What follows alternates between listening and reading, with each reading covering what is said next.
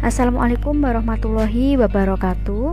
Bertemu lagi dengan saya dalam mata pelajaran Sejarah Indonesia kelas 11. Nah, pada pertemuan kali ini kita akan membahas mengenai perlawanan bangsa Indonesia terhadap VOC. Pada pertemuan minggu lalu, kita sudah membahas mengenai tujuan VOC, daerah kekuasaan VOC, serta runtuhnya VOC itu sendiri. Nah, sekarang kita bahas perlawanan bangsa kita terhadap VOC. Nanti ada berbagai perlawanan, di antaranya yang pertama, perlawanan rakyat Maluku. Pada tahun 1605 ini, Belanda mulai memasuki wilayah Maluku. Dan pada saat itu Belanda sudah berhasil merebut benteng Portugis di Ambon. Praktik monopoli pun dengan sistem pelayaran Hongi menimbulkan kesengsaraan pada rakyat. Sehingga pada tahun 1635 ini muncullah perlawanan rakyat Maluku terhadap VOC di bawah pimpinan Kakiali atau Kapten Hitu. Perlawanan ini segera meluas di berbagai daerah. Oleh karena itu, kedudukan VOC pada saat itu terancam. Maka, gubernur dari Batavia yang bernama Jenderal Van Diemen ini 2 kali datang ke Maluku, yaitu pada tahun 1637 dan 1638 untuk menegakkan kekuasaan kompeni. Nah, untuk mematahkan perlawanan rakyat Maluku ini, kompeni tadi menjanjikan akan memberikan hadiah yang besar. Hadiah ini diberikan kepada siapa saja yang dapat membunuh si Kakiali tersebut. Nah, pada saat itu Kakiali gugur. Untuk sementara waktu, Belanda ini berhasil mematahkan perlawanan rakyat Maluku ini ya. Nah, sebab setelah itu muncul lagi perlawanan yang sangat sengit dari orang-orang Hitu di bawah pimpinan Teluka Besi. Nah, perlawanan ini pun berakhir pada tahun 1646. Kemudian pada tahun 1650 muncul lagi perlawanan di Ambon yang dipimpin oleh Saidi. Nah, perlawanan ini pun meluas ke daerah lain seperti Seram, Maluku, dan Saparua. Lalu pihak-pihak Belanda agak terdesak, kemudian mintalah bantuan ke Batavia.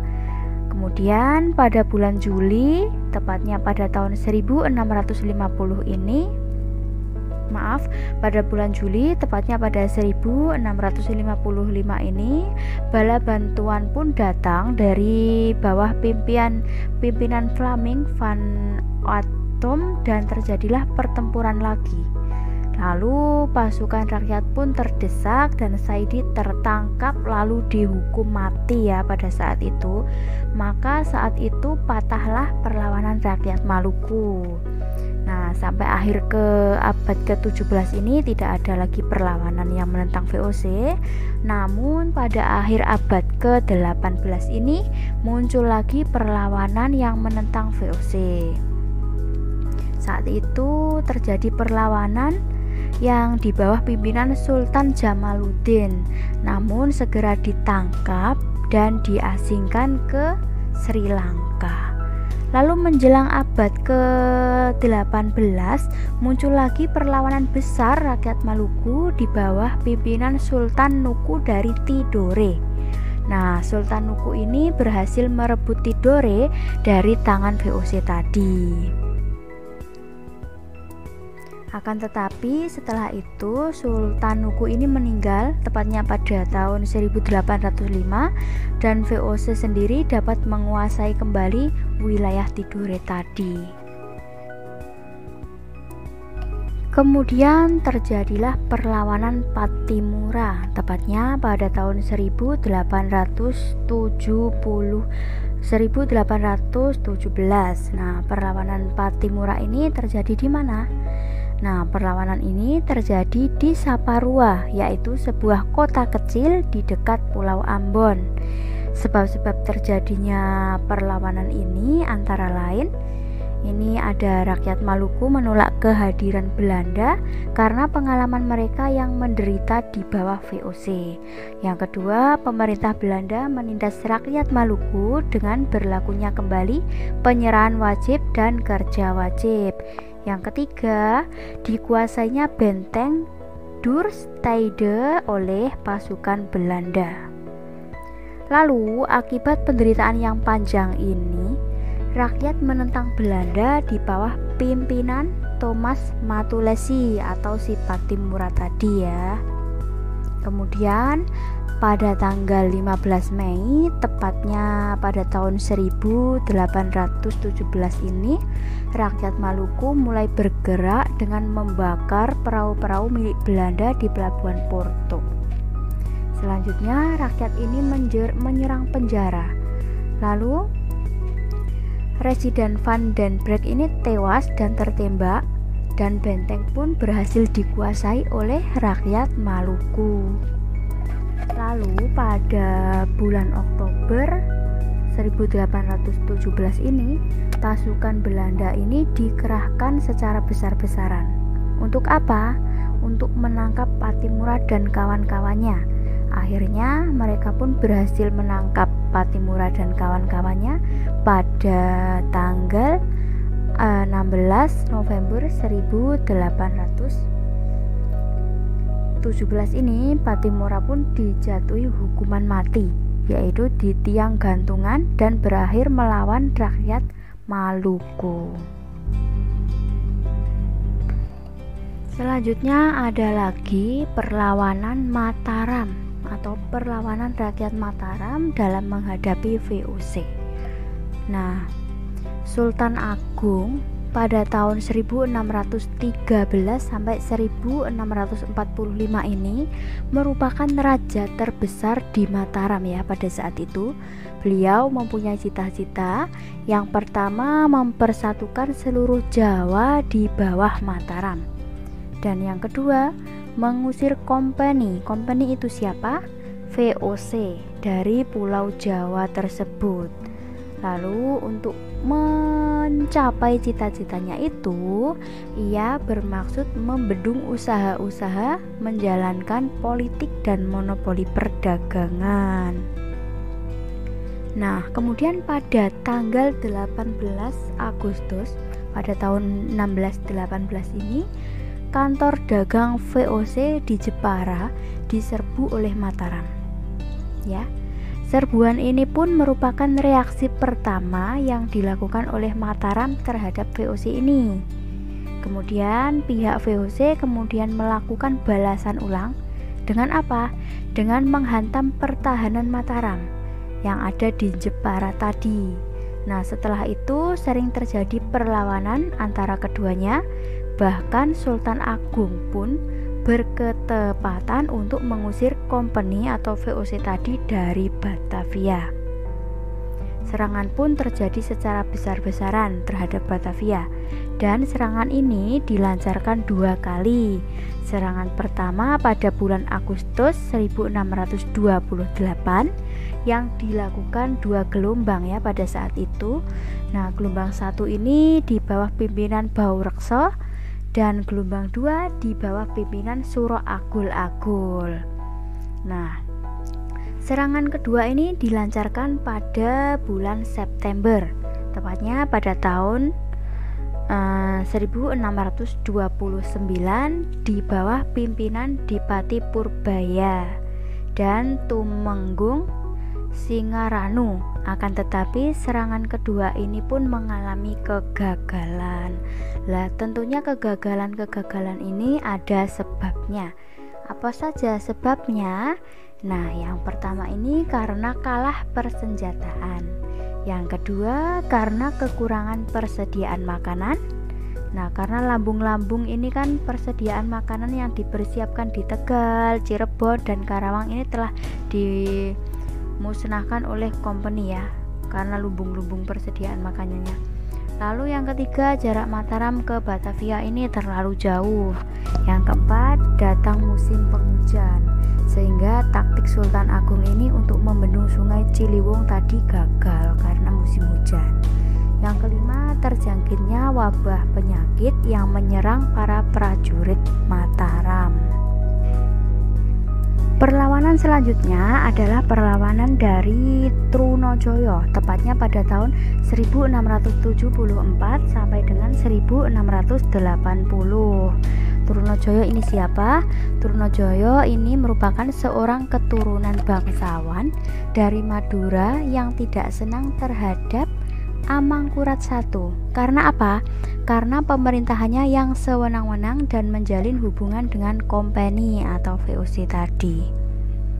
Nah, perlawanan Trunojoyo ini dimulai pada tahun 1674 dengan menyerang Gresik yang berpusat di Demung ya. Pada saat itu Demung ini dekat dengan Penarukan, dan Trunojoyo ini melakukan penyerangannya dalam waktu singkat setelah berhasil menguasai beberapa daerah di Jawa Timur dan Jawa Tengah. Nah, dalam perlawanan ini Trunojoyo ini dibantu oleh Raden Kajoran, Macan Wulung, dan Karaeng Galesung. Kemudian pada tanggal 2 Juli 1677, pasukan Trunojoyo ini telah berhasil menduduki ibu kota Mataram atau pusatnya ibu kota Mataram. Lalu Amangkurat I dan Adipati Among. Lalu Amangkurat I yang sering sakit bersama putra mahkotanya, maksud saya yang bernama Adipati Anom tadi, melarikan diri untuk meminta bantuan kompeni di Batavia, minta bantuan VOC di Batavia. Nah, dalam perjalanannya si Amangkurat I ini meninggal di tengah jalan, tepatnya saat itu di Tegal Arum atau Selatan Tegal, sehingga sampai saat ini dikenal dengan sebutan Sultan Tegal Arum. Kemudian Adipati Anom ini kemudian menaiki tahta dengan gelar Amangkurat II. Untuk menghadapi Trunojoyo ini, Amangkurat II ini minta bantuan ke VOC tadi. Akan tetapi ada syarat-syarat yang harus dipenuhi Amangkurat II dari VOC. Syaratnya apa saja? Ada perjanjiannya. Nah, ini yang pertama, syaratnya VOC mengakui Amangkurat II sebagai Raja Mataram. Yang kedua, VOC mendapat monopoli dagang di Mataram. Yang ketiga, seluruh biaya perang harus diganti oleh Amangkurat II. Yang keempat, sebelum hutangnya lunas, pantai utara Jawa digadaikan kepada VOC. Dan yang terakhir, perjanjiannya yaitu Mataram harus menyerahkan daerah Karawang, Priangan, Semarang, dan sekitarnya kepada VOC. Lalu, setelah perjanjiannya tadi ditandatangani, penyerangan pun akhirnya dimulai. Nah, pada saat itu Trunojoyo telah berhasil mendirikan istana di Kediri dengan gelar Prabu Madu Retno. Kemudian tentara VOC di bawah pimpinan Antoni yang dibantu oleh tentara Arupalaka dari Makassar beserta tentara Mataram ini menyerang Kediri tadi. Kemudian dengan mati-matian ya, perjuangan yang mati-matian ini akhirnya tentara Trunojoyo menghadapi pasukan gabungan Mataram VOC, tetapi akhirnya terpukul mundur. Nah, lalu pasukan Trunojoyo ini terus terdesak ya, sehingga masuk ke pegunungan dan menjalankan perang yang sangat banyak sekali. Nah, itu demi keselamatan sebagian pengikutnya. Pada tanggal 25 Desember 1679 ini akhirnya Trunojoyo menyerah dan akhirnya gugur ditikam keris oleh Amangkurat II pada tanggal 2 Januari 1680. Nah, dengan gugurnya Trunojoyo ini, kemudian terbukalah jalan bagi VOC untuk meluaskan wilayah dan kekuasaannya di Mataram tadi. Lalu perlawanan berikutnya yaitu perlawanan Untung Suropati pada tahun 1868 sampai dengan 1706. Nah, cerita sedikit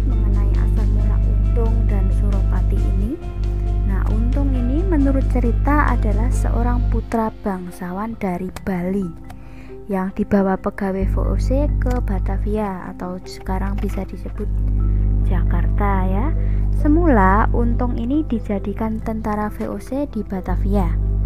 Nah, dalam peristiwa Cikalong ini pada tahun 1684, nah merasa harga dirinya direndahkan. Maka Untung berbalik melawan VOC. Dengan peristiwa Cikalong tadi, Untung tidak kembali ke Batavia, namun melanjutkan perlawanan menuju Cirebon. Nah, di Cirebon ini terjadi perkelahian dengan Suropati dan Untung. Akhirnya Untung menang, sehingga namanya digabungkan menjadi Untung Suropati. Lalu di Cirebon, Untung juga terus melanjutkan perjalanan menuju Kartasura dan disambut baik oleh Amangkurat II yang telah merasakan beratnya perjanjian yang dibuat VOC. Perjanjian yang tadi ya, perjanjian yang Amangkurat II meminta pertolongan VOC tadi. Nah, lalu pada tahun 1686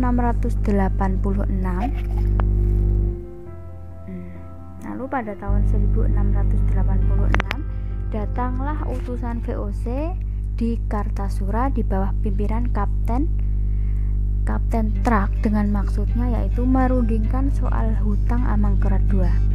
Lalu menangkap Untung dan Amangkurat II menghindari pertemuan ini dan terjadilah sebuah pertempuran. Lalu Kapten Trak ini bersama anak buahnya berhasil dihancurkan. Dihancurkan oleh siapa? Dihancurkan oleh Untung. Nah, dihancurkan oleh si Untung tadi. Dan kemudian Untung ini melanjutkan perjalanan ke Jawa Timur, tepatnya sampai di Pasuruan. Di Pasuruan inilah Untung Suropati berhasil mendirikan istana dan mengangkat dirinya menjadi adipati dengan gelar Adipati Arya Wironegoro dengan wilayah seluruh Jawa Timur. Seluruh Jawa Timur ini antara lain ada Blambangan, Pasuruan, Purbolinggo, Malang, Kediri, dan Bangil. Di Bangil ini tepatnya dibangun perbentengan guna menghadapi VOC. Kemudian pada tahun 1703 Amangkurat II ini wafat dan putra mahkotanya atau Sultan Mas ini anak dari Amangkurat II naik tahta ya, berhasil naik tahta. Raja baru ini dibenci terhadap Belanda, dibenci oleh Belanda ya. Kemudian pada tahun 1704 Pangeran Puger dinobatkan menjadi raja dengan gelar Pakubuwono I. Pangeran Puger ini siapa kok tiba-tiba disebut? Pangeran Puger ini adik dari Amangkurat II yang saat itu ingin menjadi raja dan pergi ke Semarang dan minta bantuan VOC agar diakui sebagai Raja Mataram. Nah, kemudian barulah pada tahun tadi 1704 Pangeran Puger ini dinobatkan menjadi raja. Sultan Mas tadi melarikan diri dan bergabung dengan pasukan Untung di Jawa Timur tadi. Nah, oleh pihak VOC di Batavia dipersiapkan pasukan secara besar-besaran untuk menyerang kota Pasuruan, daerah Pasuruan ya. Di bawah pimpinan Herman, pasukan kompeni ini berhasil mendesak perlawanan Untung. Nah, dalam perlawanan Bangil ini disebut dengan perlawanan Bangil, Untung Suropati ini terluka dan akhirnya pada tanggal 2 Oktober 1706 ini gugur. Nah, jejak perjuangannya pun diteruskan oleh putra-putra Untung, namun akhirnya berhasil dipatahkan oleh kompeni atau si VOC tadi. Bahkan Sunan Mas sendiri akhirnya menyerah, kemudian dibawa kemana? Dibawa ke Batavia dan di sana diasingkan ke Thailand, tepatnya pada tahun 1708. Lalu ada lagi perlawanan Makassar menghadapi VOC. Nah, pada abad ke-17 di Sulawesi Selatan ini telah muncul beberapa kerajaan kecil. Nah, kerajaan ini bernama seperti Goa, Salo, Sopeng, dan Bona. Nah, di antara kerajaan tersebut yang muncul menjadi kerajaan paling kuat ini kerajaan apa? Yang paling kuat dan terkenal yaitu kerajaan Goa ya, yang lebih dikenal dengan nama Makassar. Adapun faktor yang mendorong perkembangan Makassar, ini sebelum ke perlawanan ya, kita bahas sedikit faktor yang mendorong perkembangan Makassar ini. Nah, satu, letak Makassar yang sangat strategis dalam lalu lintas perdagangan Malaka Batavia ke Maluku. Malaka Batavia Maluku. Lalu yang kedua, jatuhnya Malaka ke tangan Portugis pada tahun berapa? Kalau ingat, yaitu pada tahun 1511.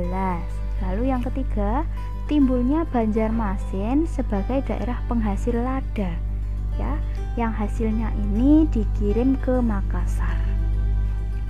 Kemudian, usaha penetrasi kekuasaan terhadap Makassar ini yang oleh VOC tadi dalam rangka melaksanakan monopolinya menyebabkan hubungan Makassar dengan VOC yang semula baik-baik saja akhirnya retak dan terjadilah perlawanan. Itu ya sebabnya.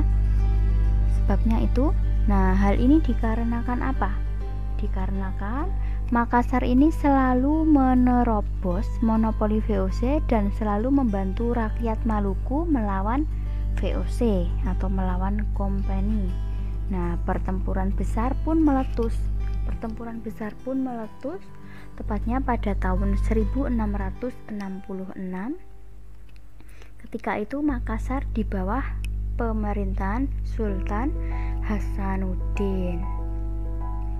Nah, dalam hal ini VOC berkoalisi dengan Kapten Jongker dari Ambon, Abu Palaka dari Bona. Nah, kemudian ini Makassar tadi dikepung dari darat dan laut. Yang akhirnya kalau dikepung dari darat, dari laut, pada akhirnya pertahanan Makassar ini berhasil dipatahkan oleh VOC tadi. Kemudian para pemimpin yang tidak mau menyerah seperti Karaeng. Nah, Karaeng melarikan diri ke Jawa. Pada saat itu ketika melarikan diri ke Jawa ini tujuannya yaitu membantu perlawanan Trunojoyo ya. Kemudian Sultan Hasanuddin ini dipaksa menandatangani sebuah perjanjian. Perjanjian apa? Perjanjian Bongaya pada tanggal 18 November 1667. Nah, perjanjian ini pun ada isinya. Isinya di antara lain yang pertama, wilayah Makassar terbatas pada Goa. Nah, lalu wilayah Bone dikembalikan ke Arupalaka. Yang kedua, kapal Makassar dilarang berlayar tanpa izin dari VOC. Yang ketiga, Makassar tertutup untuk semua bangsa ya, kecuali VOC dengan hak monopolinya tadi. Yang keempat, semua benteng harus dihancurkan kecuali satu benteng yaitu Ujung Padang yang kemudian diganti dengan nama Benteng Rotterdam. Yang terakhir, perjanjian yang terakhir, Makassar harus mengganti kerugian perang sebesar 250.000 ringgit. Nah, Sultan Hasanuddin ini penampakannya ya. Nah, Sultan Hasanuddin ini walaupun telah menandatangani perjanjian tersebut, karena dirasa sangat berat dan sangat menindasnya, maka perlawanan pun kembali muncul, tepatnya pada tahun 1667 sampai dengan 1669. Berarti berapa tahun? Sekitar 2 tahun ya. Nah, pada saat itu Makassar pun berhasil dihancurkan dan dinyatakan menjadi miliknya VOC. Ini yang terakhir yaitu perlawanan Banten. Perlawanan dari rakyat Banten. Nah, pada waktu orang-orang Belanda datang pertama kali di Banten pada tahun 1596, Banten ini berada di bawah pemerintahan Maulana Muhammad. pada saat itu Banten telah berkembang menjadi kota bandar yang sangat ramai. Wilayah Banten ini banyak meliputi daerahnya, diantaranya Priangan dan Cirebon ya. Kemudian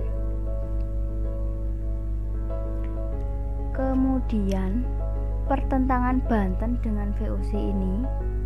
Nah, pertentangan Banten dengan VOC ini menjadi perlawanan yang sangat besar setelah Banten di bawah pemerintahan Sultan Ageng Tirtoyoso, tepatnya pada tahun 1651 sampai dengan 1682. Dalam hal ini, VOC melakukan politik divide et impera. Pada tahun 1671 ini, Sultan Ageng Tirtoyoso pun mengangkat putra mahkotanya. Putra mahkotanya ini dikenal dengan nama Sultan Haji. Sultan Haji ini disebut Sultan Haji ya, karena apa? Karena saat itu dikatakan pernah naik haji. Nah, sebagai pembantu yang mengurusi urusan dalam negeri, sedangkan urusan luar negerinya dipercayakan kepada Pangeran Purboyo. Pangeran Purboyo ini juga putranya, tepatnya yaitu adiknya Sultan Haji.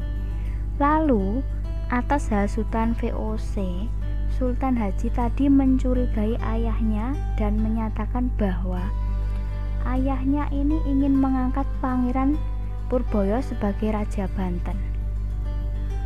Lalu pada tahun 1680, Sultan Haji berusaha merebut kekuasaan sehingga terjadilah perang terbuka antara Sultan Haji yang dibantu VOC melawan Sultan Ageng Tirtoyoso atau ayahnya sendiri, dan Pangeran Purboyo tadi pun membantu Sultan Ageng Tirtoyoso. Kemudian Sultan Ageng Tirtoyoso ini dan Pangeran Purboyo tadi terdesak keluar kota, dan akhirnya Sultan Ageng ini berhasil ditawan oleh VOC. Sedangkan Pangeran Purboyo tadi mengundurkan diri di daerah Priangan, sehingga pada tahun 1682 tadi Sultan Haji dipaksa oleh VOC untuk menandatangani sebuah perjanjian. Perjanjiannya isinya apa saja? Isinya ada banyak, ada 4 di sini. Yang pertama, VOC mendapat hak monopoli dagang di Banten dan daerah pengaruhnya. Yang kedua, Banten tadi dilarang berdagang di Maluku. Yang ketiga, Banten melepaskan haknya atas Cirebon. Dan yang terakhir ini Sungai Cisadane menjadi batas wilayah Banten dengan VOC. Nah, sejak adanya perjanjian di atas ini, perjanjian tadi maksud saya, maka penguasa Banten sebenarnya ialah siapa? Jatuh ke VOC. Itulah taktik VOC ya. Sudah diadakan berbagai perlawanan, tapi akhirnya tetap dikuasai oleh VOC itu sendiri. Nah, itulah materi perlawanan rakyat Indonesia terhadap VOC. Semoga dapat dimengerti. Apabila ada kesalahan, saya mohon maaf. Wassalamualaikum warahmatullahi wabarakatuh.